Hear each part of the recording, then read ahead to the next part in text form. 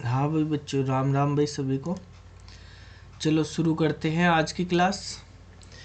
और आज की क्लास में जो टॉपिक हम स्टार्ट करने वाले हैं उस टॉपिक का नाम है सॉफ्टवेयर इंजीनियरिंग। तो सॉफ्टवेयर इंजीनियरिंग के बारे में पढ़ेंगे हम। क्या होता है सॉफ्टवेयर इंजीनियरिंग, ठीक है, इसमें किस तरह के क्वेश्चंस पूछे जाते हैं उनके बारे में भी डिस्कस करेंगे। हर क्लास के बाद आपका 10 क्वेश्चन का एक टेस्ट होगा। तो मान लिया हमारे पास 15-20 क्लास चलेंगी तो आपके 150-200 क्वेश्चन की प्रैक्टिस भी होती रहेगी, ठीक है। तो जो टॉपिक हम पढ़ाएंगे उसी का आपको टेस्ट करना है। तो बेसिकली सॉफ्टवेयर इंजीनियरिंग की अगर हम बात करते हैं तो यहाँ पर आप देखेंगे कि दो टर्म्स हम यूज़ करते हैं इसमें, एक सॉफ्टवेयर और एक इंजीनियरिंग, ठीक है। तो हम दोनों को पहले अलग अलग समझ लेते हैं कि सॉफ्टवेयर क्या होता है और इंजीनियरिंग क्या होती है। सॉफ्टवेयर इंजीनियरिंग दो टर्म से मिलकर बनी है, सॉफ्टवेयर प्लस इंजीनियरिंग। तो सॉफ्टवेयर के बारे में हम प्रोग्रामिंग लैंग्वेज में भी समझते हैं क्या होते हैं सॉफ्टवेयर। सॉफ्टवेयर एक्चुअली हमारे पास अगर हम बात करें तो जैसे हम प्रोग्रामिंग की बात करते हैं तो C++ में भी मैंने आपको बताया था कि किसी भी प्रोग्राम को लिखने के लिए सबसे पहले हम टोकन का यूज़ करते हैं। टोकन होती है स्मॉलेस्ट इंडिविजुअल यूनिट, ठीक है, किसी भी चीज़ की। तो टोकन के बाद जो है हम टोकन के कलेक्शन से, जैसे टोकन होते हैं हमारे पास, कीवर्ड्स हो गए हमारे, ठीक है, आइडेंटिफायर्स हो गए हमारे, ठीक है, ऑपरेटर्स हो गए, स्पेशल सिंबल्स हो गए, लिटरल्स हो गए, एटसेट्रा। मैं लिख देता हूँ यहाँ पर, ठीक है। इन टोकन से हमारे पास इंस्ट्रक्शंस दी जाती हैं, ठीक है। इंस्ट्रक्शंस के कलेक्शन को हम स्टेटमेंट बोलते हैं, ठीक है। जैसे हम बात करते हैं कि मैंने एक स्टेटमेंट लिख दिया किसी प्रोग्रामिंग में, इंट a = 5। तो यहाँ पे इंट जो है एक डेटा टाइप है, तो डेटा टाइप भी हमारे पास एक टोकन होता है। ए हमारे पास वेरिएबल है यानी ये एक आइडेंटिफायर है, ये भी टोकन है। इक्वल टू हमारे पास एक ऑपरेटर है, ये भी हमारे पास एक टोकन है। 5 हमारे पास एक लिटरल है, ये भी एक टोकन है। और कॉमा हमारे पास एक स्पेशल सिंबल है, ठीक है, ये भी हमारे पास टोकन है, ठीक है। तो इस तरह से स्टेटमेंट या इंस्ट्रक्शंस जो होती हैं वो मिलके बनी होती हैं हमारे पास, जो है उससे टोकन से। इंस्ट्रक्शंस का मतलब होता है कमांड, जो भी हम कमांड दे रहे हैं सिस्टम को। ऐसे ही इन स्टेटमेंट के कलेक्शन से हमारे पास बनता है प्रोग्राम। तो प्रोग्राम को जब हम डिफाइन करते हैं हम कह सकते हैं कि program is a set of code या स्टेटमेंट या इंस्ट्रक्शंस, ठीक है, उसको हम बोलते हैं प्रोग्राम। और इन प्रोग्राम के कलेक्शन को ही हम बोलते हैं सॉफ्टवेयर। सॉफ्टवेयर मतलब सेट ऑफ प्रोग्राम्स, ठीक है। तो सॉफ्टवेयर का मतलब होता है सेट ऑफ प्रोग्राम्स, ठीक है। ऐसे ही मल्टीपल प्रोग्राम से मिलके हमारे पास सॉफ्टवेयर बनता है।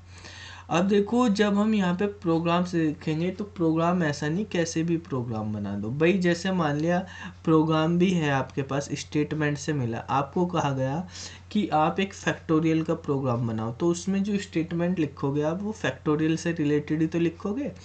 ये थोड़ी आप कोई से भी कोड लिख दो कुछ भी, तो वो क्या काम करेगा, सही तरह से काम नहीं करेगा। तो वेल डिफाइंड प्रोग्राम होने चाहिए, यानी जो आप सॉफ्टवेयर बना रहे उससे रिलेटेड ही प्रोग्राम होने चाहिए। तो हम कह सकते हैं कि ये हमारे पास सेट ऑफ इंटर रिलेटेड, ठीक है, प्रोग्राम्स है, जो प्रोग्राम्स एक दूसरे से रिलेटेड होते हैं, ठीक है, उनसे रिलेटेड। जैसे देखो, अगर हम बात करते हैं यहाँ पर कि किस तरह से हम डिफाइन करेंगे सॉफ्टवेयर को, कि this software is a collection of integrated program या इंटर रिलेटेड प्रोग्राम। इंटीग्रेटेड का क्या मतलब है, यहाँ पर ये लिखा है इंटीग्रेटेड। इंटीग्रेटेड मतलब प्रोग्राम अलग अलग हैं, उनको सबको कंबाइन कर दिया, कलेक्ट हो गया, उनको एक दूसरे से लिंक कर दिया, ठीक है। तो software is a collection of integrated programs, हम ये भी लिख सकते हैं। अब देखो, सॉफ्टवेयर खाली जो है प्रोग्राम से ही नहीं होंगे। अगर आप स्पेसिफिक क्लाइंट के लिए बना रहे, देखो सॉफ्टवेयर भी अलग अलग टाइप के होते हैं, ठीक है। आपने पढ़े होंगे सॉफ्टवेयर के टाइप कि भाई हमारे पास सिस्टम सॉफ्टवेयर है, हमारे पास एप्लीकेशन सॉफ्टवेयर है, ठीक है। इसमें भी हमारे पास सिस्टम सॉफ्टवेयर में भी ऑपरेटिंग सिस्टम से रिलेटेड होते हैं, यूटिलिटी होते हैं हमारे पास। एप्लीकेशन सॉफ्टवेयर जो होते हैं इसके अंदर भी हमारे पास कैटेगरी होती है कि आपके पास एप्लीकेशन में एक टेलर मेड होते हैं, पैकेज सॉफ्टवेयर होते हैं, ठीक है, आईडीई होते हैं हमारे पास, और स्पेसिफिक टेलर मेड सॉफ्टवेयर भी होते हैं, ठीक है, जो स्पेसिफिक क्लाइंट के। अब देखो जैसे मान लिया आप अपने लिए बना रहे हो कोई सॉफ्टवेयर, या किसी पर्टिकुलर क्लाइंट के लिए बना रहे हो स्पेसिफिक एक ही बंदे के लिए, तो आपने उसकी रिक्वायरमेंट के अकॉर्डिंग क्रिएट कर दिया, बना दिया, उसमें प्रोग्राम लिखे उसको दे दिया, उसको समझा दिया कैसे ऑपरेट करना।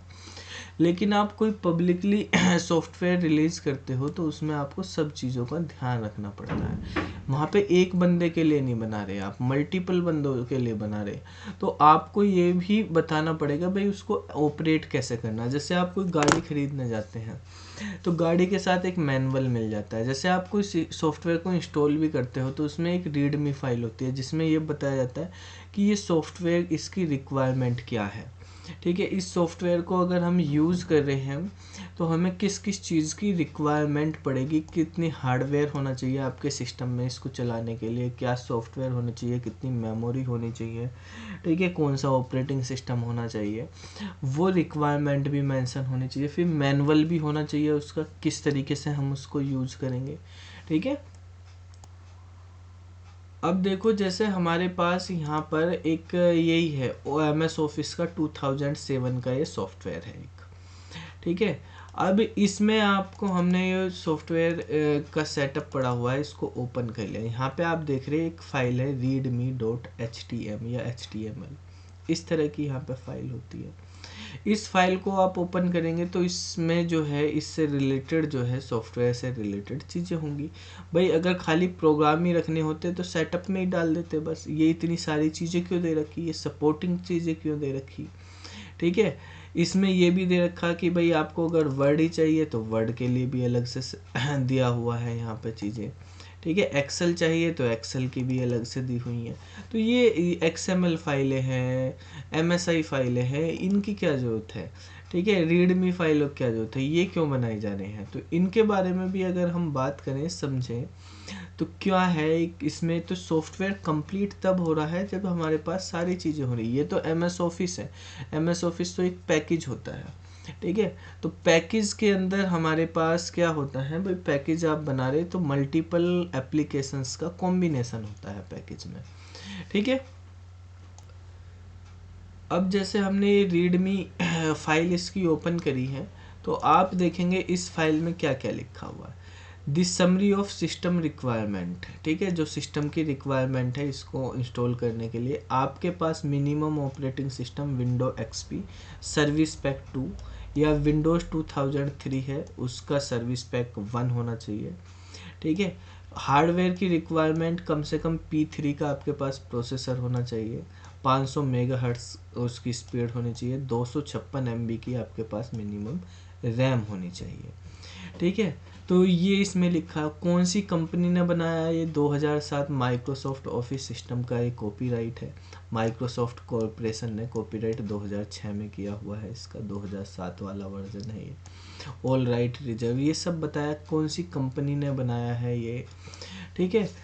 तो क्या इसकी रिक्वायरमेंट है, यानी व्हाट इज़, ये सिस्टम है क्या, इसके सिस्टम के बारे में, ठीक है। तो जब हम सॉफ्टवेयर बना रहे हैं तो सॉफ्टवेयर के बारे में भी बताना होगा आपको कि एक्चुअली में वो सॉफ्टवेयर है क्या, और वो फिर काम कैसे करता है, ये भी आपको उसका मैनुअल भी देना होगा, उसके प्रोसीजर, उसके फंक्शन कैसे काम करते हैं। मतलब प्रोग्राम्स तो आप लिख ही रहे हैं कि प्रोग्राम्स होंगे हमारे पास, प्लस डॉक्यूमेंटेशन भी होगा। भाई आपने कॉलेजों में अपने प्रोजेक्ट जमा करे होंगे तो प्रोजेक्ट के साथ जो है आपने फाइल भी बनाई ना, जिसमें थियोरेटिकल सारी उस प्रोजेक्ट के बारे में जो आपने बनाया लिखा हुआ है, ठीक है। तो वो भी तो आपको लिखना होगा, ठीक है। फिर आपने उसको रन करके भी उसके प्रोसीजर भी दिए हैं, क्या प्रोसीजर है उसमें, ठीक है। मतलब मैनुअल उसका हम यहाँ पे ये कर सकते हैं, ठीक है। हमें ये भी बताना कि वो कैसे काम करता है, ठीक है, वो है क्या, दोनों हमें बताना। प्रोग्राम के साथ हमें व्हाट इज एक्चुअली में वो सॉफ्टवेयर है क्या, और प्लस के किस तरीके से हम उसको यूज़ करेंगे, हाउ टू, दोनों चीज़ें हमें डिस्क्राइब करनी होंगी, ठीक है। आप देखते हैं कोई भी MS ऑफिस का या वर्ड, एक्सेल, पावर पॉइंट कुछ भी ओपन कर लो, या विंडोज़ में कोई भी सिस्टम हम ओपन करते हैं, एक शॉर्टकट की होती है F1 से हमारे पास खुल जाती है हेल्प। तो हेल्प के अंदर लिखा होता है कि कौन सी चीज़ इसमें कैसे यूज़ करनी है। जैसे बेसिकली मान लिया आपने ओपन किया है, हम यहाँ पे ओपन कर लेते हैं, एक एक्सेल ही ओपन कर लेते हैं, ठीक है। हमने एक्सेल ओपन कर लिया। एक्सेल के अंदर मान लिया आपको किसी फॉर्मूले के बारे में नहीं पता है कि वो कैसे यूज होगा फॉर्मूला, तो यहाँ पे हेल्प का ऑप्शन है, ये वाला भी है, F1 आप प्रेस कर देंगे तो यहाँ पे आप क्लिक करेंगे तो आपके पास ये एक्सेल की हेल्प की फाइल ओपन हो जाएगी।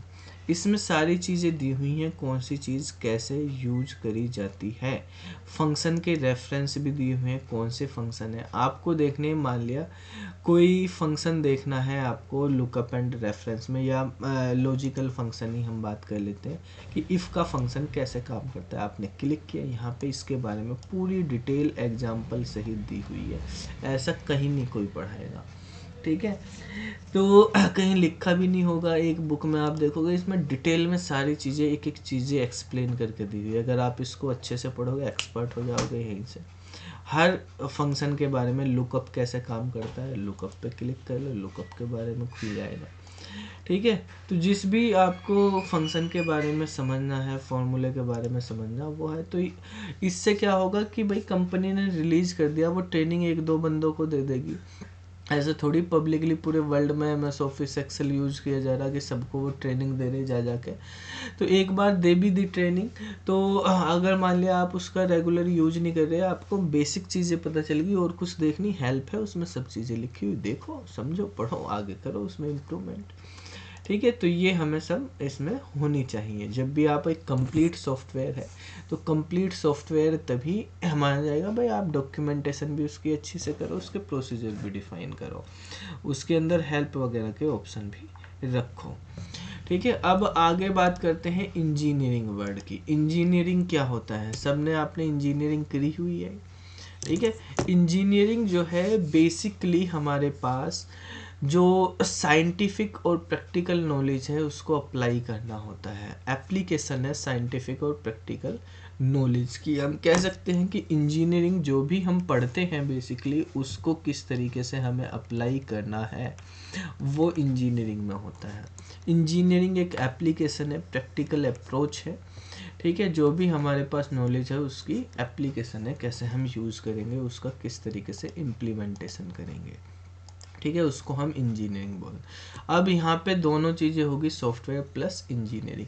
तो सॉफ्टवेयर इंजीनियरिंग जो है इंजीनियरिंग की ही ब्रांच है एक, ठीक है। हम कह सकते हैं software engineering is a branch of is an engineering branch या branch of engineering related to the evolution of software। यहाँ पे हम सॉफ्टवेयर का इवोल्यूशन कर रहे हैं। इवोल्यूशन का मतलब होता है विकास करना, ठीक है, किसी भी चीज़ में इम्प्रूवमेंट करना, उसको आगे लेके जाना, बढ़ाना, उसको मतलब बिल्कुल बेसिक स्टेप से लेके, इनिशियल से लेके उसको एंड तक उसमें इम्प्रूवमेंट, लगातार कंटिन्यूटी में प्रगति करते जाना, ठीक है, इम्प्रूवमेंट करते जाना, वो इवोल्यूशन होता है। तो सॉफ्टवेयर इंजीनियरिंग जो है वो है हमारे पास is a branch of engineering related to the evolution of software product using well defined scientific principle। मतलब सॉफ्टवेयर तो बनाने को ऐसे ही तुक्के लगा के आपने कॉलेज में प्रोजेक्ट में करे होंगे, ऐसे ही इधर उधर से करके कर दिया, लेकिन जब हमें वेल डिफाइन कोई सॉफ्टवेयर बनाना है तो उसमें हमें साइंटिफिक प्रिंसिपल, साइंटिफिक टेक्निक्स और प्रोसीजर हमें यूज करने हैं। हम HDLC मॉडल पढ़ेंगे आगे, तो उसमें हम डिफाइन करेंगे किस तरीके से हम अप्रोच यूज करेंगे, हमें क्या क्या फेजेस, क्या क्या स्टेप्स फॉलो करने चाहिए एक वेल डिफाइंड सॉफ्टवेयर बनाने के लिए। तो जो रिजल्ट होगा हमारे पास सॉफ्टवेयर इंजीनियरिंग का, वो एक इफ़ेक्टिव और रिलायबल सॉफ्टवेयर प्रोडक्ट होगा। अगर हम सॉफ्टवेयर इंजीनियरिंग का मेन गोल की बात करें कि इसका गोल क्या होगा, तो इसका गोल मेनली ये है कि टू डेवलप एक क्वालिटी प्रोडक्ट। अगर हम एक लाइन में डिफाइन करें सॉफ्टवेयर इंजीनियरिंग, तो सॉफ्टवेयर इंजीनियरिंग की वो ब्रांच है जिसका मेन गोल है ऐसा सॉफ्टवेयर क्वालिटी प्रोडक्ट डेवलप करना, या एक quality product, software quality product develop करना, वो भी विद इन टाइम फ्रेम, जो भी हमारे पास स्पेसिफिक टाइम फ्रेम होगा, एंड कॉस्ट। ठीक है, जो भी डिफाइंड कॉस्ट होगी, ठीक है, उसी कॉस्ट में उसी टाइम में क्वालिटी प्रोडक्ट। यहाँ पे 3 चीज़ें मेन है इसके गोल में कि प्रोडक्ट हमारे पास क्वालिटी प्रोडक्ट होना चाहिए, पहली चीज़। दूसरी चीज़ है हमारे पास कॉस्टिंग, ठीक है, ये कॉस्टिंग विद इन कॉस्टिंग। और तीसरी चीज़ है हमारे पास टाइम, ठीक है, तो विद इन टाइम काम करे वो, जितना टाइम है ऐसा नहीं, क्योंकि सॉफ्टवेयर इंजीनियर का जो प्रोफेशन है आप जानते हैं इसमें खर्चा टाइम का ही है, और तो कोई खर्चा नहीं हो रहा भाई, सॉफ्टवेयर दिमाग का खर्चा हो रहा। टाइम ज़्यादा लगेगा तो सैलरी ज़्यादा जाएगी जो डेवलपर है, और तो कोई मेन खर्चा नहीं है। तो सॉफ्टवेयर में मेन खर्चा है टाइम का, तो टाइम ही सबसे ज़्यादा कॉस्टली चीज़ है। अगर आपको कॉस्टिंग करनी तो टाइम का बहुत ध्यान रखना पड़ेगा, ये दोनों एक दूसरे से इंटर रिलेटेड है। तो कॉस्टिंग टाइम फ्रेम को देखते हुए हमें एक क्वालिटी प्रोडक्ट डेवलप करना, ये इसका एक मेन गोल होता है। अब अगर हम बात करते हैं कि इम्पोर्टेंस क्या है सॉफ्टवेयर इंजीनियरिंग की, कि हमें सॉफ्टवेयर इंजीनियरिंग का ही यूज करना। अभी जैसे बताया, सॉफ्टवेयर इंजीनियरिंग को अगर हम बेस मानकर किसी प्रोडक्ट को डेवलप करेंगे, सॉफ्टवेयर को डेवलप करेंगे, तो वहाँ पर हमें क्या फ़ायदे होने वाले हैं। ठीक है, यहाँ पर जो हम सॉफ्टवेयर इंजीनियरिंग के या इंजीनियरिंग की साइंटिफिक अप्रोच, उसके एप्लीकेशन, उसकी टेक्निक्स यूज़ करेंगे, तो उससे क्या होगा, हमारे पास जो इसके गोल हैं वो अचीव हो जाएंगे। सॉफ्टवेयर की कॉस्ट मिनिमम हो जाएगी। हम किस तरीके से सॉफ्टवेयर की कॉस्ट मिनिमम कर सकते हैं, मिनिमाइज कर सकते हैं, वो हम अगर प्रिंसिपल का यूज़ करेंगे, साइंटिफिक एप्लीकेशन यूज़ करेंगे, साइंटिफिक मेथड यूज़ करेंगे, तो उनके थ्रू कर सकते हैं। बहुत बड़े बड़े प्रोजेक्ट है हमारे पास, उनको कैसे इंटीग्रेट करेंगे, किस तरीके से हैंडल करेंगे, वो कॉन्सेप्ट आपको मिल जाएंगे सॉफ्टवेयर इंजीनियरिंग से। ठीक है, तो जैसे हमने बात करा कि कॉस्ट, पहली चीज़ हमारे पास है कॉस्ट, ठीक है, फिर है टाइम, डिक्रीज हो जाएगा उससे हम टाइम, तो कॉस्ट भी होगी, टाइम भी हो गया। क्वालिटी प्रोडक्ट का मतलब है वो रिलायबल सॉफ्टवेयर होना चाहिए और इफ़ेक्टिव, ये हमारे पास क्वालिटी की बात कर रहे हैं। ठीक है, कि रिलायबल हो हमारे पास, इफ़ेक्टिवनेस हो, बड़ा प्रोजेक्ट भी हो वो भी इजीली हैंडल हो जाए, तो ये भी उसकी एक क्वालिटी है। आपके पास रिड्यूस हो जाए कॉम्प्लेक्सिटी बाय यूजर है, जो एंड यूजर है उसको तो GUI बेस्ड चाहिए, ठीक है, उसको यूजर फ्रेंडली चाहिए, मेनली यूजर फ्रेंडली प्रोडक्ट होना चाहिए। तो कॉम्प्लेक्सिटी भी रिड्यूस आप कैसे करेंगे, तो डिज़ाइनिंग में यहाँ पे करवाया जाता है सॉफ्टवेयर इंजीनियरिंग के टूल्स में। तो ये हमारे पास इम्पोर्टेंस है, ये सब चीज़ें हम अचीव कर सकते हैं सॉफ्टवेयर इंजीनियरिंग की टेक्निक्स यूज़ करके, ठीक है, डेवलपमेंट में। अब अगर हम बात करते हैं नेक्स्ट, हमने एक टर्म पढ़ी है यहाँ पर कि जो हमारे पास सॉफ्टवेयर इंजीनियरिंग है, ठीक है, तो वो किससे रिलेटेड है, इवोल्यूशन ऑफ सॉफ्टवेयर। तो ये टर्म जो इवोल्यूशन है, सॉफ्टवेयर इवोल्यूशन होता क्या है, सॉफ्टवेयर इवोल्यूशन का क्या मतलब है, इसका क्या रोल है यहाँ पर, ये हम यहाँ पे पढ़ेंगे। ये काफ़ी इम्पोर्टेंट टर्म है, ठीक है। जब इंट्रोडक्शन की हम बात करते हैं वहाँ पे सॉफ्टवेयर इवोल्यूशन एक इम्पोर्टेंट रोल प्ले करता है। ठीक है। तो बेसिकली इवोल्यूशन का मतलब क्या है, इवोल्यूशन को हम समझने से पहले, यहाँ पर आने से पहले एक चीज़ देख लेते हैं। यहाँ पर एक स्टोरी से हम समझते हैं। यहाँ पर एक मैं ये आपको बता देता हूँ, एक खरगोश और कछुए की कहानी है। ये आपने सबने सुनी ही होगी कि भाई खरगोश और कछुए में रेस लगती है।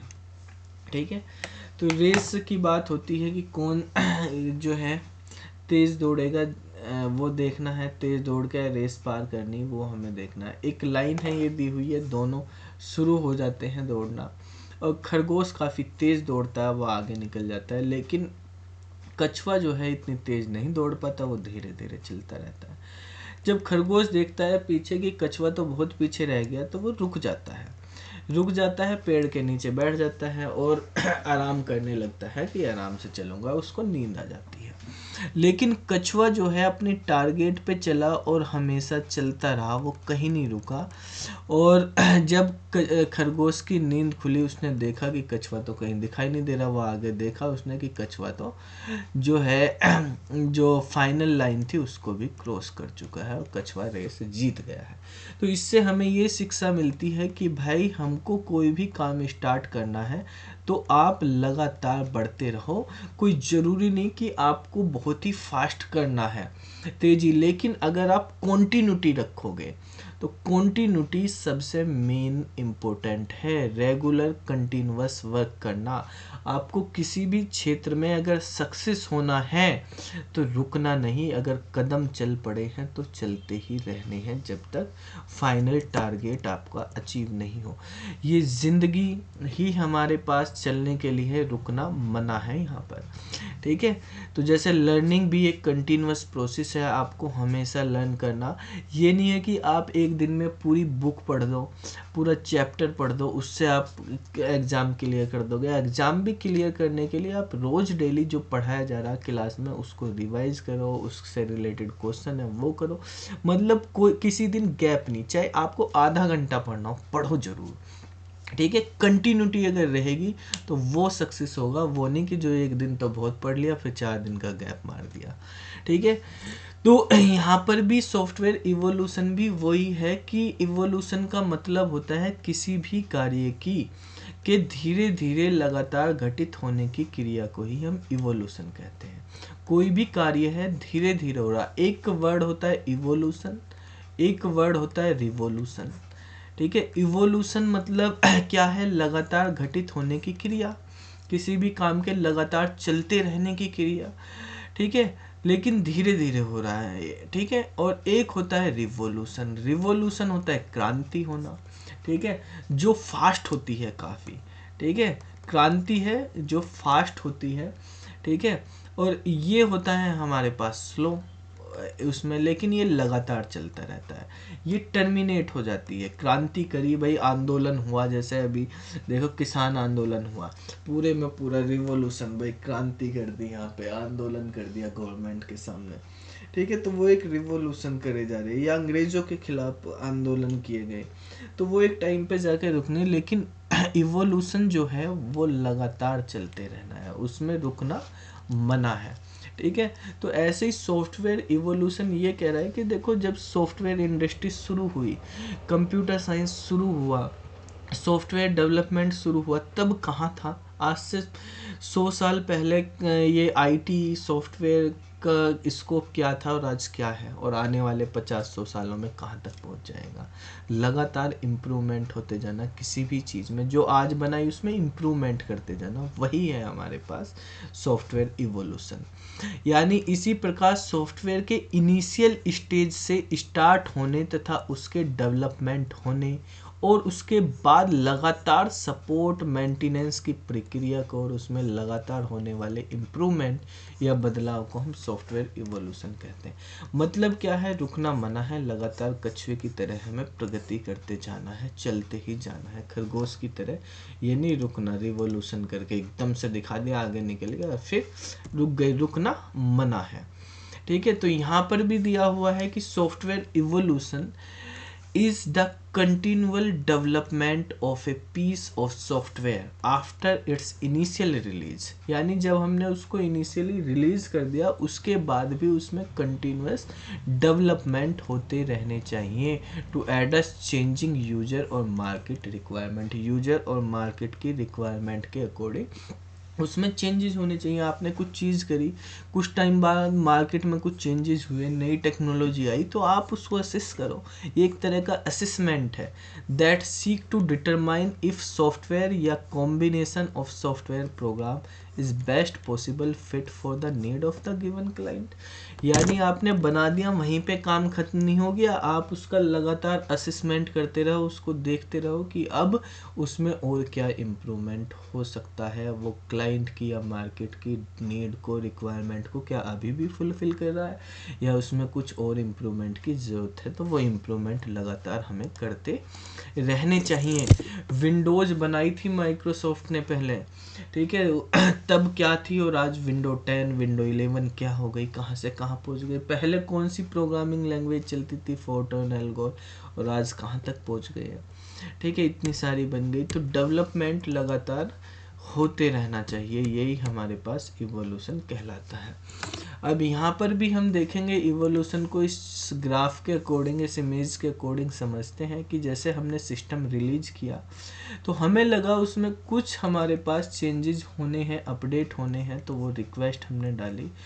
उन चेंजेस का क्या इफ़ेक्ट पड़ेगा, उन चेंजेस का क्या इम्पैक्ट पड़ेगा आपके एग्जिस्टिंग सिस्टम पे, उनको भी आप एनालिसिस करोगे। ये नहीं कि सारे कर दिए, उनको चेंजेस करने से क्या पता पुराना गड़बड़ हो जाए, ठीक है, तो या हमें उसको उसके साथ कैसे एडजस्ट करना, तो वो हम इम्पैक्ट को एनालिसिस करेंगे।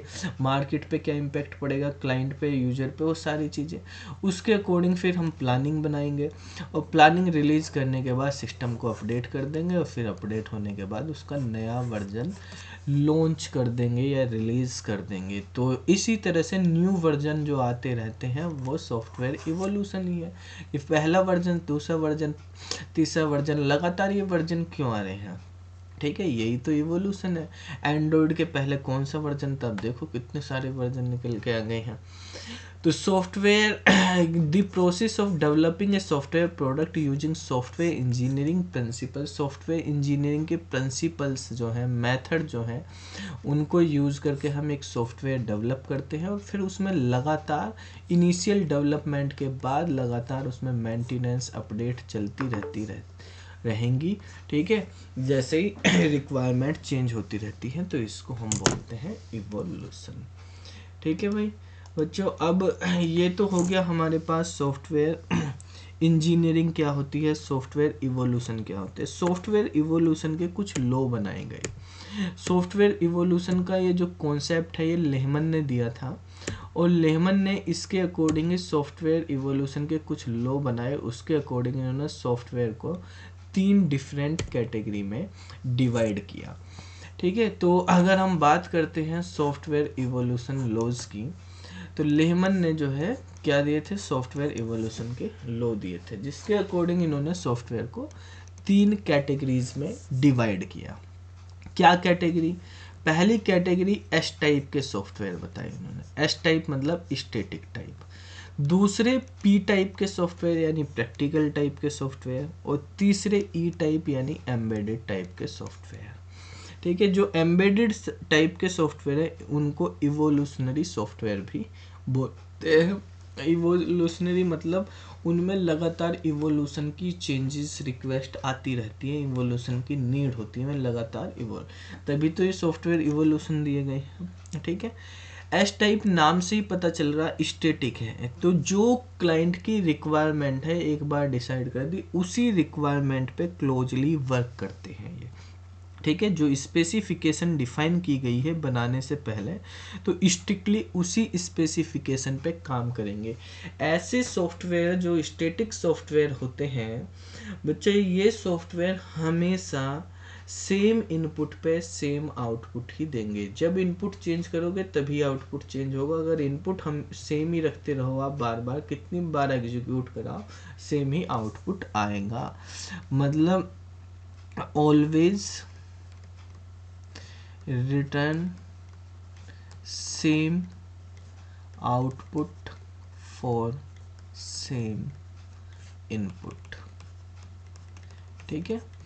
और जो है हमारे पास these software works closely according, ठीक है, according to the defined specification and solution और कस्टमर रिक्वायरमेंट, जो भी कस्टमर की रिक्वायरमेंट थी। ऐसे सॉफ्टवेयर जो है, जैसे एग्जांपल अगर हम देखें, कैलकुलेटर है। कैलकुलेटर आपके पास क्या है, ठीक है भाई, 2+2 आज करो तब भी 4, कल को करोगे तब भी 4, कितनी भी बार कर लो 4 ही आना है, ठीक है। सेम इनपुट पे सेम ही आउटपुट देगा। तो ये हमारे पास एस टाइप के सॉफ्टवेयर होते हैं। दूसरा अगर हम बात करते हैं पी टाइप के, पी टाइप के मतलब प्रैक्टिकल टाइप के सॉफ्टवेयर हैं। प्रैक्टिकल टाइप के software basically collection of procedure होते हैं। इनमें इस तरह के प्रोसीजर होते हैं जिनके सेम इनपुट पर डिफरेंट आउटपुट भी आते हैं। प्रोसीजर रन टाइम पे एग्जीक्यूट होते हैं। जैसे आप मल्टी थ्रेडिंग पढ़ते हो, उसमें आप एक ही प्रोग्राम को बार बार चलाते हो तो आउटपुट तब भी आपके हर बार अलग अलग आ सकते हैं, ठीक है। ऐसा कोई ज़रूरी नहीं सेम आउटपुट आए। आप गेमिंग देखते हैं, गेमिंग के सॉफ्टवेयर इसके काफ़ी मेन एग्जांपल है। जितने भी गेमिंग के सॉफ्टवेयर होते हैं सब प्रैक्टिकल टाइप होते हैं। भाई आप सेम तरीके से स्टेप चल रहे खेल रहे हो, लेकिन चीज़ें जो हैं आपके पास, कभी आपके कुछ स्कोर बनता है, कभी कुछ स्कोर बन जाता है। आप कार रेसिंग कर रहे हैं, बाइक रेसिंग के गेम खेल रहे हैं, तो कभी आपके पास जो है आप स्कोर कुछ आएगा, कभी आप जीत जाओगे, कभी सिस्टम जीत जाएगा, कभी कुछ होगा, ठीक है। तो यहाँ पे फिक्स नहीं होती चीज़ें, प्रैक्टिकली प्रोसीजर एग्जीक्यूट होते हैं, उसके अकॉर्डिंग ये चलते हैं। तो ऐसे सॉफ्टवेयर गेमिंग के सॉफ्टवेयर। एम्बेडेड टाइप के सॉफ्टवेयर जो होते हैं इनको हम इवोल्यूशनरी टाइप भी बोलते हैं, ठीक है। ये डायरेक्टली जो है रियल वर्ल्ड से कनेक्ट होते हैं, मतलब ये क्लोजली जो है इनकी रिक्वायरमेंट रियल वर्ल्ड इन्वायरमेंट पे इफेक्ट डालती है। इनके एग्जीक्यूशन रियल वर्ल्ड के अकॉर्डिंग काम करते हैं, ठीक है, कनेक्टेड रहते हैं। जैसे शेयर मार्केट है, शेयर मार्केट के सॉफ्टवेयर रियल वर्ल्ड से कनेक्टेड है सब, ठीक है। अभी कंपनी ग्रोथ करेगी, बिजनेस कम होगा ज़्यादा होगा, किस तरह से होगा, उसका सब पे फर्क पड़ेगा। तो ये जो है क्लोजली वर्क, ठीक है, टूवर्ड्स रियल वर्ल्ड। जैसे हमारे पास ट्रेडिंग सॉफ्टवेयर होते हैं, ठीक है, ये इसके एग्जाम्पल हो गए हैं। तो एम्बेडेड टाइप के सॉफ्टवेयर होते हैं, इनमें लगातार इम्प्रूवमेंट की ज़रूरत होती रहती है, अपडेट करते रहने चाहिए, क्योंकि रियल वर्ल्ड की रिक्वायरमेंट के अकॉर्डिंग चेंजेस होते रहते हैं। यहाँ पर हमने देखो थोड़ा सा इनके बारे में ये लिखा है कि एस टाइप यानी static type system are system that have well known specification that have a well known solution, यानी वेल नोन पहले से डिफाइन है स्पेसिफिकेशन उसका, और उसी के अकॉर्डिंग मतलब रिक्वायरमेंट पहले से डिफाइन है कैसे काम करना, और सॉल्यूशन भी, यानी always give same result on same input like calculator. Practical type software collection of procedure होते हैं। This is defined by exactly what procedure can do, ठीक है। इसमें हम डिफाइन करते हैं कि प्रोसीजर कैसे क्या काम कर सकता है। तो in this software the specification can be described, ठीक है, but the solution is not obviously instantly, यानी हम उसमें स्पेसिफिकेशन तो दे देंगे भाई हमें ये काम करवाना है, ऐसे वर्क करना है इसको, लेकिन उसका रिजल्ट क्या आएगा, सॉल्यूशन क्या आएगा, वो पहले से डिफाइन नहीं है। इसमें स्पेसिफिकेशन भी डिफाइन है, इनपुट भी डिफाइन है, आउटपुट भी, सॉल्यूशन भी डिफाइन है। इसमें इनपुट तो डिफाइन होगा लेकिन आउटपुट डिफाइन नहीं होगा पहले से। तो गेमिंग सॉफ्टवेयर हो गए जैसे इसके। ऐसे टाइप ई मतलब इसेशनली इवोल्यूशनरी इन नेचर के होते हैं, यानी इनको एम्बेडेड टाइप या इवोल्यूशनरी टाइप बोलते हैं। ये इवोल्यूशनरी नेचर के होते हैं, यानी इनमें लगातार इम्प्रूवमेंट की ज़रूरत होती है। And these are work closely to real world like trading software, ठीक है, तो ये हमारे पास हो गया जो इवोल्यूशन है हमारा, सॉफ्टवेयर इवोल्यूशन, उसके अकॉर्डिंग 3 टाइप के यहाँ पे सॉफ्टवेयर थे। ठीक है, ये लेमन ने दिए थे। अब हम नेक्स्ट टॉपिक पे आते हैं। ठीक है, जैसे हम सॉफ्टवेयर इंजीनियरिंग के बारे में बात करेंगे तो यहाँ पे हम मेनली 4 चीज़ें पढ़ने वाले हैं। ठीक है, 4 चीज़ें क्या है, 4 पार्ट में हम अपने सिलेबस को पढ़ेंगे। एक पार्ट होगा डेवलपमेंट का पार्ट, दूसरा पार्ट होगा कोस्टिंग का पार्ट, तीसरा पार्ट हमारा होगा जो है डिजाइनिंग का पार्ट, एक होगा टेस्टिंग का पार्ट। ठीक है, तो यहाँ पर देखो हमारे पास 4 मेन पार्ट हम यहाँ पे पढ़ने हैं। हमारा सॉफ्टवेयर इंजीनियरिंग का जो सिलेबस है उसको हमने यहाँ पे 4 पार्ट में डिवाइड किया है। डेवलपमेंट, ठीक है, और उसके बाद जो है हमारे पास डेवलपमेंट मॉडल रहेंगे बेसिकली इसमें, और इसके बाद हम पढ़ेंगे कोस्टिंग मॉडल, कोस्टिंग किस तरह से करी जाती है उससे रिलेटेड चीज़ें।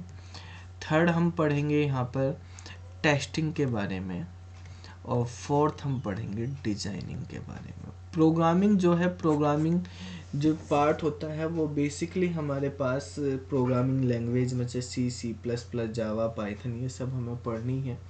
ठीक है, उनके अंदर होता है, तो हमें इन 4 में करना है। ठीक है, डेवलपमेंट मॉडल, फिर कोस्टिंग, टेस्टिंग, डिजाइनिंग। ठीक है, इन्हीं के अकॉर्डिंग हमने सॉफ्टवेयर पैराडिज्म भी बनाया है। सॉफ्टवेयर पैराडिज्म में 3 चीज़ें दी हुई हैं, यहाँ पे हमने 4 डिफाइन करी, इसमें यहाँ पे कोस्टिंग वाला नहीं है। कोस्टिंग मॉडल है, ये हमें पढ़ने अलग से, लेकिन जो हमारे पास सॉफ्टवेयर पैराडिज्म है कि हमारे पास सॉफ्टवेयर के जब हम लेके चलेंगे इनिशियल स्टेज से, तो किस तरह से क्या क्या चीज़ों का यूज होगा, तो वो हमें यहाँ पे पढ़ना होता है। ठीक है, तो बेसिकली बेटा अगर यहाँ पे बात करेंगे, आप देख रहे हो यहाँ पे 3 पैराडिज्म दिए गए हैं सॉफ्टवेयर के। एक है सॉफ्टवेयर डेवलपमेंट, वो मेन पैराडिज्म है यहाँ पे। ठीक है, उसी के अंदर बाकी सारे के सारे पैराडिज्म दिए गए हैं। पैराडिज्म एक तरह से होता है उदाहरण या एग्जाम्पल, यानी सॉफ्टवेयर को जब हम डेवलप कर रहे हैं क्या क्या स्टेप्स हमें लेके चलने हैं। तो यहाँ पर जो है सॉफ्टवेयर डेवलपमेंट है, डेवलपमेंट के अंदर आएगा डिजाइनिंग, और डिजाइनिंग के अंदर प्रोग्रामिंग। आप देख रहे हैं डिजाइनिंग के अंदर प्रोग्रामिंग दी, डिजाइनिंग में भी प्रोग्रामिंग की जरूरत पड़ेगी। ठीक है, प्रोग्रामिंग तो है ही कोडिंग करना, लेकिन जब डिजाइनिंग कर रहे हैं, डिजाइनिंग में भी आपको, जैसे फ्रंट एंड आप डिजाइन कर रहे हैं तो फ्रंट एंड में आपको ज़रूरत पड़ती है ना HTML, CSS, जावा स्क्रिप्ट, इनका आप यूज़ करते हो, तो वहाँ पे भी ज़रूरत हो रही है।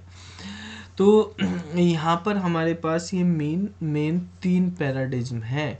डेवलपमेंट कर रहे, डेवलपमेंट के अंदर सारी चीज़ आ गई, लेके शुरू से आखिर तक। डिजाइनिंग कर रहे, डिजाइनिंग के अंदर डिजाइनिंग और प्रोग्रामिंग आ गई हमारे पास। ठीक है, तो अगर हम आगे पढ़ेंगे, SDLC भी पढ़ेंगे वहाँ पर।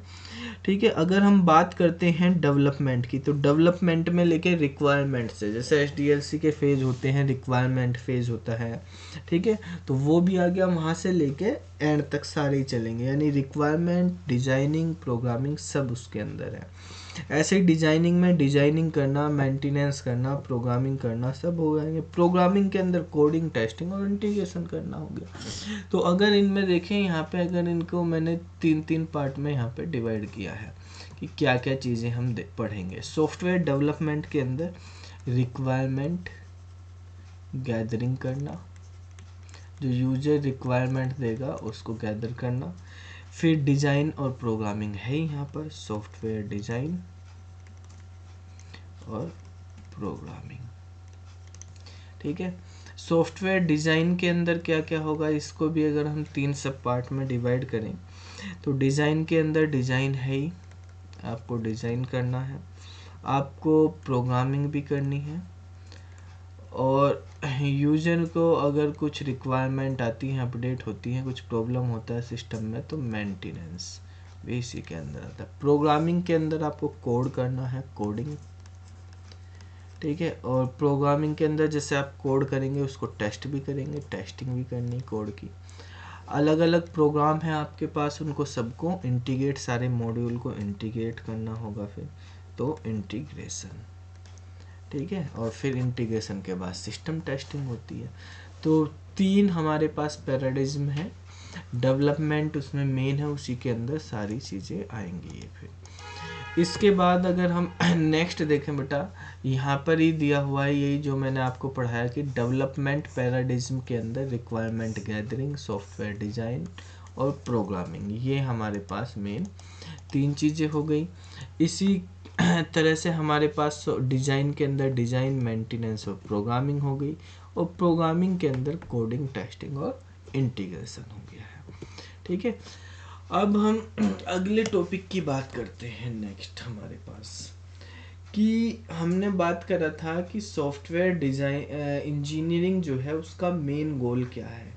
मेन गोल है कि एक good quality software product develop करना within the time, within the cost. ठीक है, एक गुड क्वालिटी सॉफ्टवेयर प्रोडक्ट करना मतलब डेवलप करना। तो हमें कैसे पता चलेगा कि कोई सॉफ्टवेयर गुड है, क्वालिटी प्रोडक्ट है वो या नहीं है।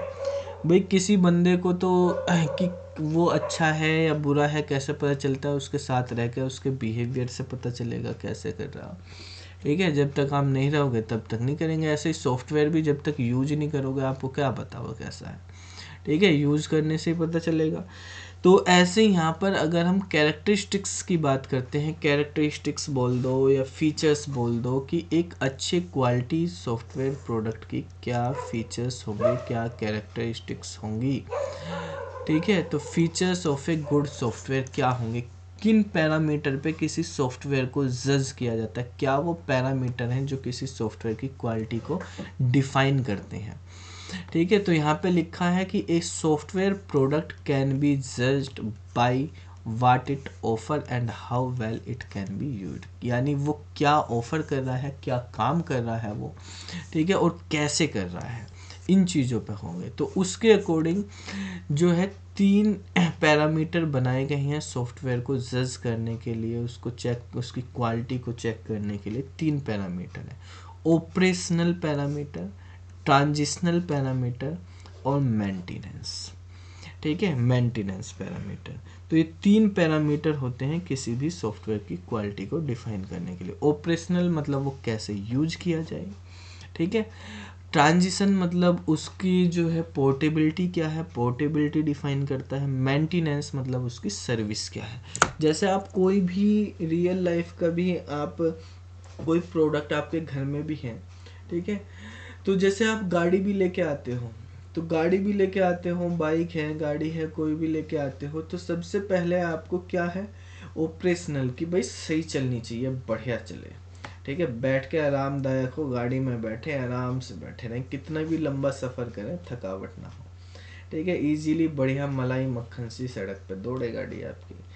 ट्रांजिशन का मतलब है कि आप उसको किस तरह से पोर्टेबल, यहाँ पे सॉफ्टवेयर में पोर्टेबल है, ऐसे ही वहाँ पे है कि कहीं पे भी ले जाओ इजीली वो अडेप्ट कर ले। आप प्लेन पे चला रहे, गड्ढों पे चला रहे, एडवर्टाइजमेंट में दिखाते हैं ना, पानी में दौड़ा दी, पहाड़ों पे चला दी आपने गाड़ी।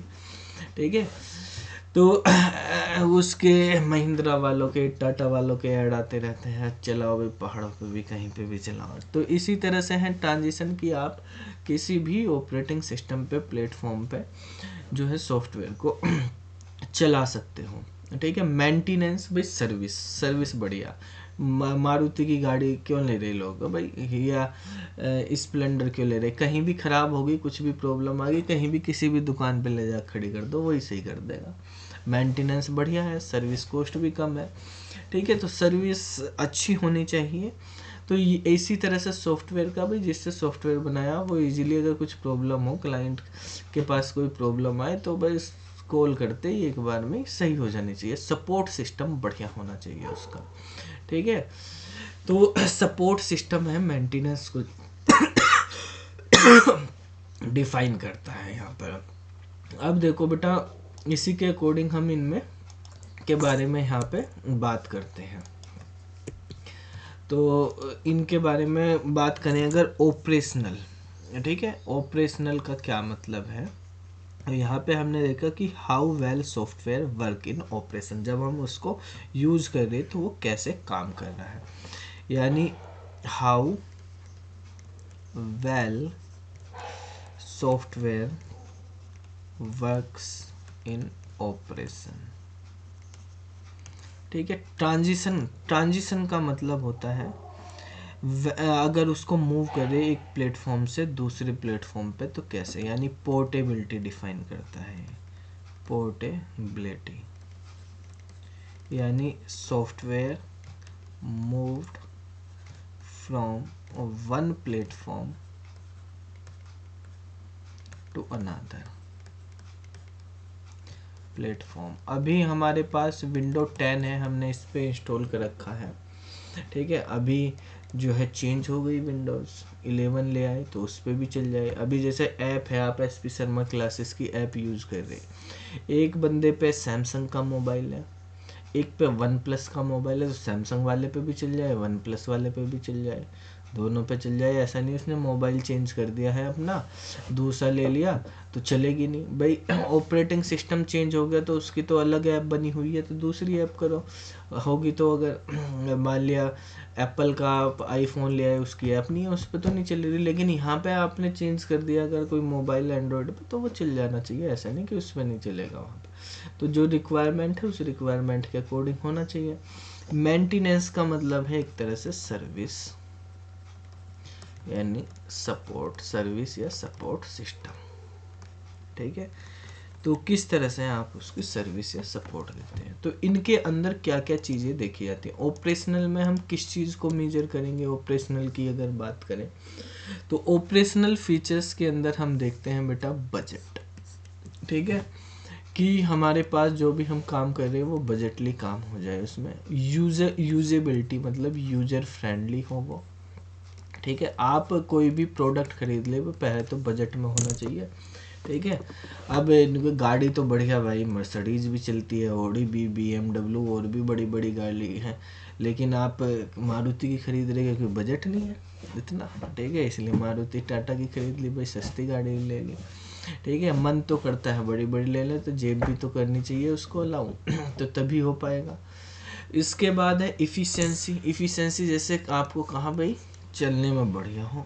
ठीक है, मक्खन सी चले, कोई भी प्रॉब्लम ना हो, इफ़ेक्टिव हो चीज़ें। ठीक है, करेक्टनेस। ठीक है, जो भी हम मतलब उसके फंक्शन या प्रोसीजर एग्जीक्यूट कर रहे हैं तो हमें करेक्ट आउटपुट मिलनी चाहिए। उसकी फंक्शनैलिटी क्या क्या वो कर सकती है, क्या फंक्शन, ये तो है वो जो भी काम कर रही सही हो और ये क्या काम कर सकता है, सिस्टम में क्या क्या फंक्शनैलिटी है। जैसे ऐप है उसमें वीडियो देख सकते हैं, PDF देख सकते हैं। ठीक है, ऐसी फंक्शनैलिटी है, वीडियो भी हैं, PDF भी हैं, टेस्ट भी हैं, क्विज़ भी हैं। ठीक है, लाइव टेस्ट भी चलेंगे, आप असाइनमेंट भी सबमिट कर सकते हो। ठीक है, क्वेश्चन जो टेस्ट में डालते हैं वो किस तरह के हो सकते हैं, ऑनलाइन पेमेंट कर सकते हो। ठीक है, क्या क्या चीज़ें आपको विजिबल रहेंगी, वो सारी चीज़ें। डिपेंडेबिलिटी का मतलब है भाई कि सॉफ्टवेयर जो है किन चीज़ों पर डिपेंड है। डिपेंडेबिलिटी भी बहुत इंपॉर्टेंट चीज़ है यहाँ पर। जैसे आपने एक कहावत सुनी होगी, बहुत रिश्तेदार आ जाते हैं आजकल, क्या होते हैं रिश्तेदार गए किसी रिश्तेदारी में घर पे और कहा भाई मुझे तो आज सुबह आया, शाम से पहले निकल लेंगे, 10 बजे आया, 3 बजे कहने लगा भाई घर जाना। क्यों जाना, रुक के जाए 1-2 दिन, तो इतने दिन में आया भाई, रुक नहीं सकता। क्यों, मेरे बिना मेरी गाय दूध नहीं देगी, मेरी भैंस दूध नहीं देगी। क्यों नहीं देगी भाई, बाकी निकाल लेंगे घर पे। कब किसी को बैठाती नहीं, लात मारता है, मेरे यहाँ तड़ोरी, मेरे हाथी पड़ रही हो। ठीक है, मैं जाऊंगा मुझे ही बैठाएगी तो बाकी को देगी नहीं, तो वो डिपेंडेबिलिटी होगी। वो बंदा नहीं है, उसको तो आना जाना बंद कर दिया, कहीं रिश्तेदारी में भी नहीं घूम के आ सकता भाई। ठीक है, तो कहीं उसे पिकनिक पे जाना, टूर पे जाना, वो भी उसका बेचारे का बंद हो रहा। तो ऐसी डिपेंडेबिलिटी यहाँ नहीं होनी चाहिए। तो वो सही नहीं भाई, आप ऐसी गाय भैंस रखो जो किसी को भी दे दे। तो इसी तरह से मान लिया आप एक सॉफ्टवेयर हैं, सॉफ्टवेयर चला रहे हैं। ठीक है, यहाँ पर क्या होता है, जैसे मान लिया कंपनी है, कंपनी के अंदर आपने डेवलपर रखा हुआ, उसने बना दिया जुगाड़ लगा के अपने नॉलेज के अकॉर्डिंग, उसने जो साइंटिफिक प्रिंसिपल्स हैं उनको फॉलो नहीं किया, जुगाड़ से जोड़ तरोड़ के बना दिया एक प्रोडक्ट। अब उसको कहीं दूसरी जगह काम मिल गया, प्रमोशन हो गया, या आपने निकाल दिया, कुछ भी हो, आपकी कंपनी छोड़ के दूसरी जगह चला गया, दूसरा बंदा आया, वो देख रहा है यार क्या हो रहा है इसमें, मुझे तो समझ ही नहीं आ रहा क्या किया हुआ, उसको मेंटेन ही नहीं कर पा रहा, समझ ही नहीं पा रहा है। ठीक है, तो वो क्या हो गया, वो उसी बंदे पे डिपेंड हो गया। अब उसने ऐसा बना दिया कि तुम उसको निकाल ना सकते, आप निकाल दोगे आपका प्रोडक्ट आपका ख़त्म। आप शुरू से बनाओगे तो डिपेंड हो जाओगे उस पर। तो इस तरह की अगर आप साइंटिफिक रूल को फॉलो करके बनाओगे तो कोई भी आए उसको कर सके। भाई सिम होते हैं मोबाइल में, कोई सा भी मोबाइल ले लो आप, ठीक है, सिम कोई सी भी कंपनी का ले लो, सब फिट हो जाते हैं सारे।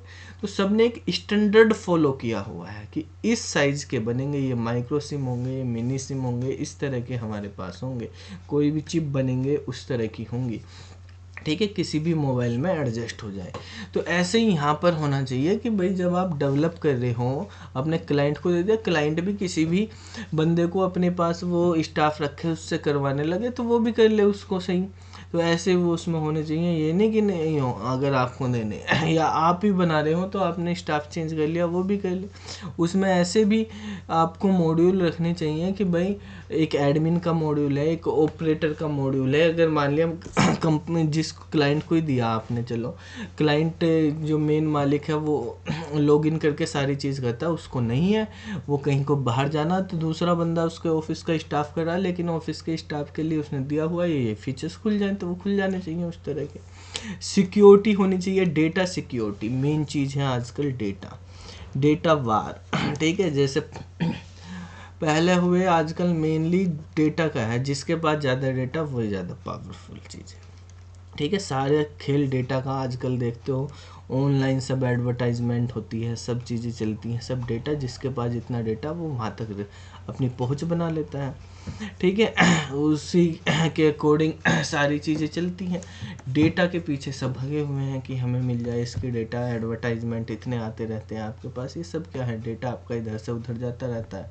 तो डेटा का सिक्योर होना ज़रूरी है कि जो आपका सॉफ्टवेयर में आप डेटा रख रहे हैं, डेटाबेस, वो ना हो, करप्ट ना हो। मान लिया हमने रखा हुआ इतना सारा डेटा, वीडियो अपलोड कर दिया ऐप पे, अब वो क्या हुआ, सिक्योर ही नहीं है, डाउनलोड होगी, कोई भी इधर उधर घुमाए तो क्या फ़ायदा हुआ उसका, ठीक है। या वो सॉफ्टवेयर में कुछ प्रॉब्लम होगी, डिलीट होगी सब, तो फिर क्या, फिर प्रॉब्लम ही सारी की सारी।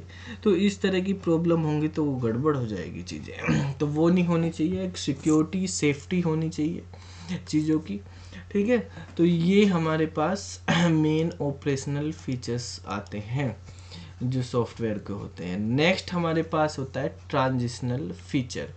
तो ट्रांजिशनल फीचर्स के अंदर क्या होता है, जैसे पोर्टेबिलिटी होती है, ठीक है, आपको बताया था ट्रांजिशन का मतलब एक प्लेटफॉर्म से दूसरे प्लेटफॉर्म पे मूव करना, तो पोर्टेबिलिटी, ठीक है, सबसे मेन चीज़ है कि आप पोर्टेबल होना चाहिए सिस्टम। इंटर ऑपरेटेबिलिटी, यहाँ पे ये टर्म काफ़ी यूज होंगी, नेटवर्किंग में भी होती है, यहाँ पे भी है, एक इंटर और एक इंट्रा।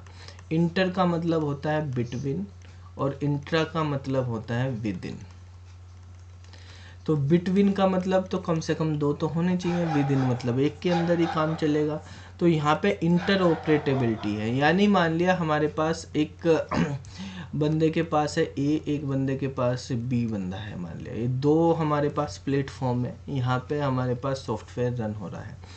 जैसे मान लिया आपके पास जूम ही है, मान लिया हम जूम पे यहाँ पे क्लास ले रहे हैं, तो जूम किसी ने चला रखा आईफोन पे, किसी ने चला रखा मोबाइल पे, एंड्रॉयड पे, मैंने यहाँ पे चला रखा विंडोज़ ऑपरेटिंग सिस्टम पे। तो विंडोज़ ऑपरेटिंग सिस्टम है, ये विंडोज़ हो गया, ये अलग प्लेटफॉर्म हो गया विंडोज़ का।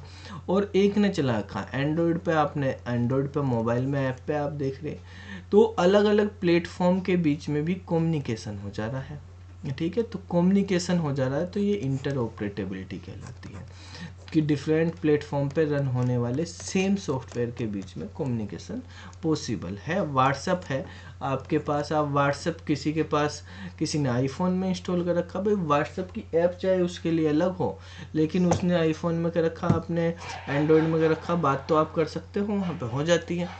रीयूजेबिलिटी, अगर आपको इम्प्रूवमेंट उसमें बाद में करना होता है तो रीयूजेबिलिटी बहुत बड़ा वो है, आप उसको कैसे रीयूज़ कर सको। एडेप्टेबिलिटी, एडेप्टेबिलिटी का मतलब हो जाता है जैसे किसी भी रियल लाइफ में तो इंसान के लिए होता ही है कि भाई अपने इन्वायरमेंट में अडेप्ट हो जाओ किसी भी तरह के, वो अच्छी चीज़ मानी जाती है कोई किसी भी तरह के इन्वायरमेंट में अडेप्ट हो जाए। जैसे केवीएस में वैकेंसी होती है, आप टीचर बन गए केवीएस में, तो भाई आपको भेज दिया उन्होंने, एक बार तो दिल्ली में पोस्टिंग कर दी, चलो आपको बढ़िया दिल्ली में है, भेज दिया केरल में, केरल की लैंग्वेज अलग, इन्वायरमेंट अलग, वहाँ पे आप अपने आप को कैसे एडजस्ट करोगे, वो एडजस्ट करना एक तरह से एडेप्टेबिलिटी है।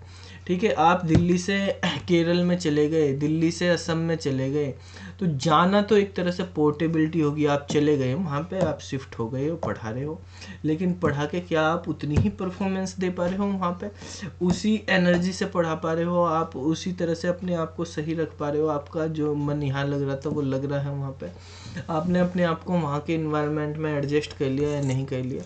तो सेम चीज़ ये एडेप्टेबिलिटी है कि भाई आपने हमारे पास एक ऑपरेटिंग सिस्टम था, उस पर एक सॉफ्टवेयर बढ़िया तरह से चल रहा था, हमने दूसरा सिस्टम यूज़ कर लिया, वहाँ पे कुछ प्रॉब्लम तो नहीं कर रहा, वो एडजस्ट तो नहीं हो पा रहा, कोई हैंग तो नहीं हो पा रहा उस सिस्टम में, ठीक है, उसकी परफॉर्मेंस स्लो तो नहीं हो गई है, तो ये सब हमें देखना होता है, या अच्छे तरीके से चलना चाहिए, वो तो अच्छी बात है।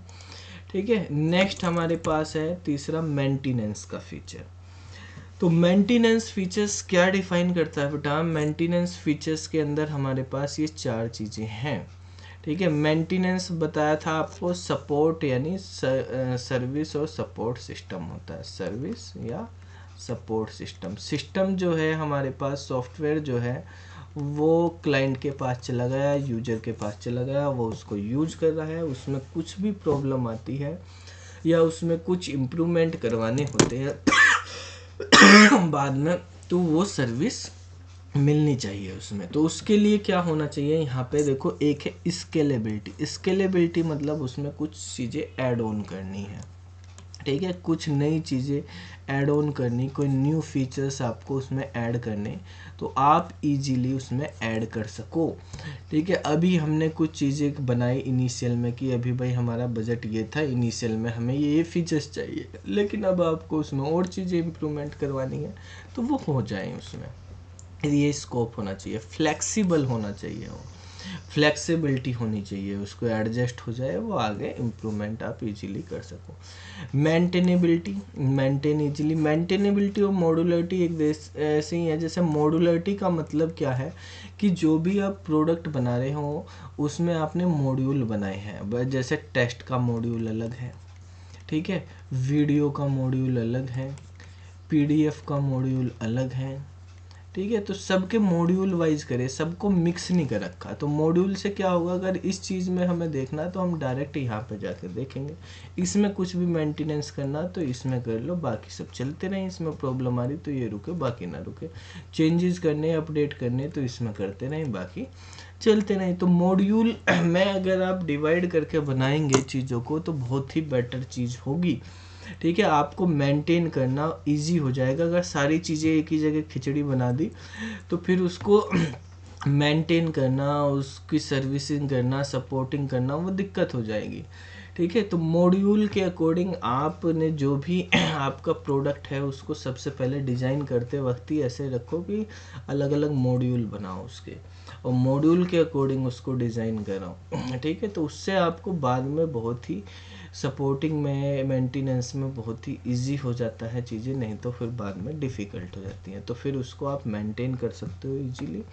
फ्लेक्सिबल होना चाहिए, ठीक है, स्केलेबिलिटी बताया ही आपको कि आप उसको कितना भी इंक्रीज़ कर सकते हो, उसमें नए नए फीचर्स ऐड करें, ये सारे फीचर्स उसके अंदर होने चाहिए। ठीक है, तो ये हमारे पास मेन है जो हमने अभी आज का बेसिकली हमने जो अभी तक पढ़ा है, वो हमने पढ़ा कि सॉफ्टवेयर क्या होता है, सॉफ्टवेयर इंजीनियरिंग क्या होती है, फिर हमने देखा कि सॉफ्टवेयर इवोल्यूशन क्या होता है, इवोल्यूशन के बारे में देखा, इवोल्यूशन के अकॉर्डिंग टाइप्स देखे हमने, टाइप्स ऑफ सॉफ्टवेयर।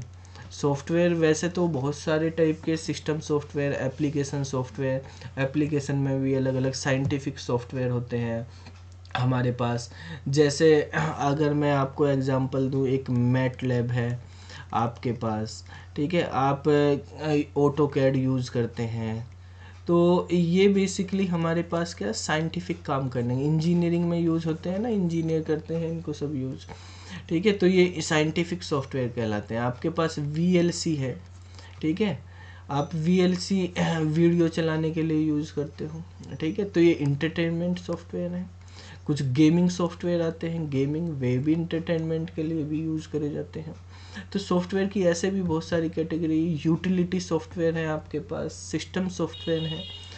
तो उस तरह से बहुत टाइप के सॉफ्टवेयर, लेकिन हमने यहाँ पे जो इवोल्यूशन के अकॉर्डिंग लेमन ने डिफाइन किए थे वो हमने देखे S टाइप, P टाइप और E टाइप के सॉफ्टवेयर, ठीक है। फिर हमने पढ़ा सॉफ्टवेयर पैराडिज्म क्या होता है, ठीक है, सॉफ्टवेयर पैराडिज्म के बारे में देखा। और फिर हमने देखा कि क्या क्या फीचर्स होते हैं, features of a good software, ठीक है।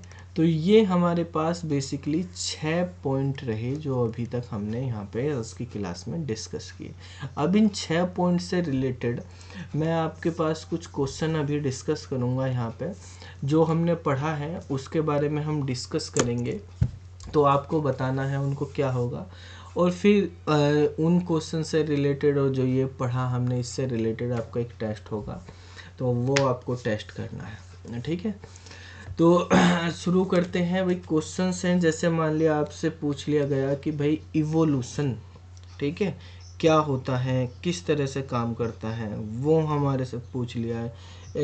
E टाइप, S टाइप की फुल फॉर्म पूछ ली। तो ये सारी चीज़ें आपको पता होना चाहिए। कुछ मैं आपको एग्जांपल दूंगा और आपको बताने हैं उसमें क्या क्या हमारे पास होंगे मतलब आंसर क्या होंगे उसमें, किस तरीके से हम यूज़ करेंगे, ये सारी चीज़ें हम डिस्कस करेंगे अभी, ठीक है।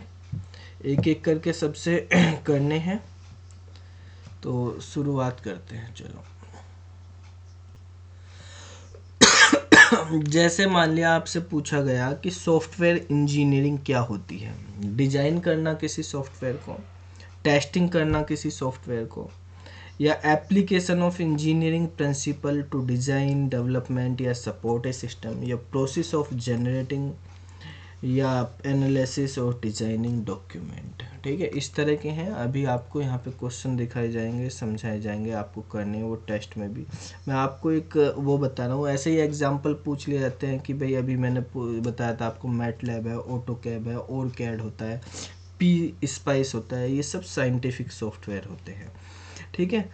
और हमारे पास सॉफ्टवेयर में जो है हमारे पास किस किस तरह की चीज़ें हम यूज़ करेंगे, वो सारी चीज़ें हैं डिस्कस करेंगे हम। तो क्लास तो यही रखेंगे, पहले क्वेश्चन डिस्कस कर लेते हैं। आज टॉपिक इतने ही रखते हैं, इन पे क्वेश्चन डिस्कस करते हैं फिर।